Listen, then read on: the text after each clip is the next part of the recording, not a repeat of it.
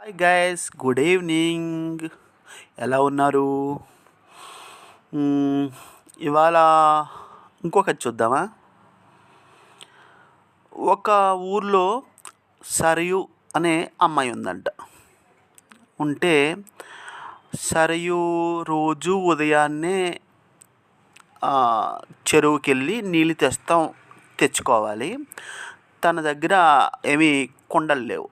అప్పుడు బజార్కి వెళ్ళి తనకు ఎంతో ఇష్టమైన రెడ్ కలర్ కుండలు 2 కొనుక్కొచ్చింది. పాట్స్ కుండలంటే తెలుసు కదా. ఆ ఆ 2 కుండలు ఇంటికి పట్టుకొచ్చి పెట్టిందంట. పెట్టి ఉదయాన్నే నీళ్ళు తెద్దాం అనుకున్నది. ఈ లోపల తను 2 కుండలు పట్టుకుని వెళ్తుంటే ఒక కుండ పగిలింది. అంటే బేటొచ్చింది.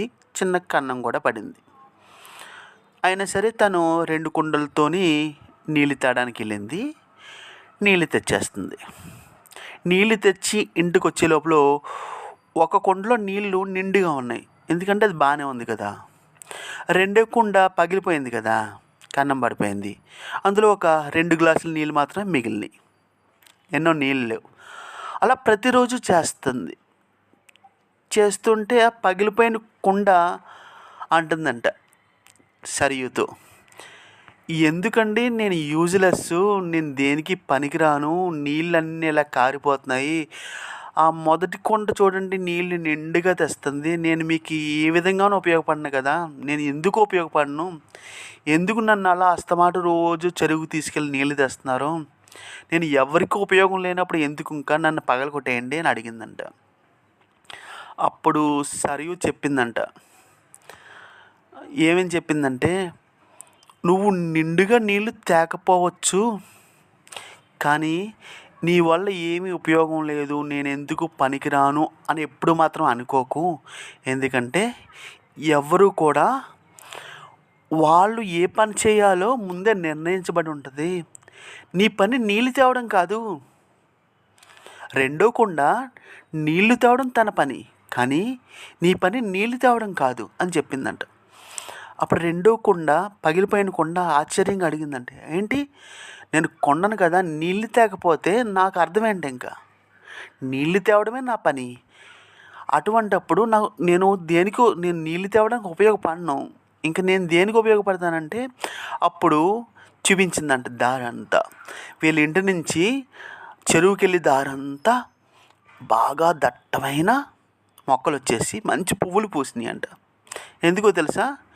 పగిలిపోయిన కుండలోంచి నీళ్లు పడుతున్నాయి కదా, అవి అలా కారుతూ ఉండడం వల్ల అక్కడ మొక్కలు మొలిచి పువ్వులు పూసి అదంతా పెద్ద తోట కింద తయారైపోయిందంట. అప్పుడు పగిలిపోయిన కుండకి చెప్పిందంట, నువ్వెందుకు పనికిరావు అనుకున్నావు కదా, మొదటి కుండ మా ఇంటికి మాత్రమే దాహం తీర్చింది, కానీ నువ్వు ఒక తోటని, ఒక వనాన్ని సృష్టించావు, నీ వల్ల ఉపయోగం దేవుడు అలా రాశాడు అని చెప్పిందంట.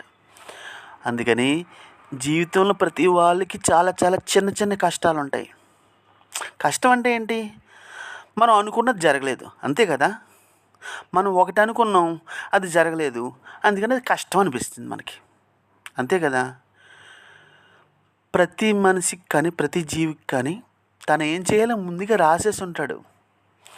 చిన్న చిన్న డిస్టర్బెన్స్ వస్తున్నాయని బాధపడుతూ కూర్చుంటే ఏమీ కాదు అసలు జీవితంలో. ఏది జరిగినా మన మంచికే, ఇది మన కోసమే దేవుడు చేశాడు. దేవుడు అంటే ఏంటి? ప్రకృతి కదా. దేవుడు ఎక్కడున్నారు? మన నేచరే దేవుడు అంటే, అంతే కదా. ఏది చేసినా నేచర్ మన మంచి కోసమే చేస్తుంది అనుకున్నప్పుడే మనం బలంగా, మానసికంగా బలంగా ఉండగలం, అంతే కదా. Bye bye.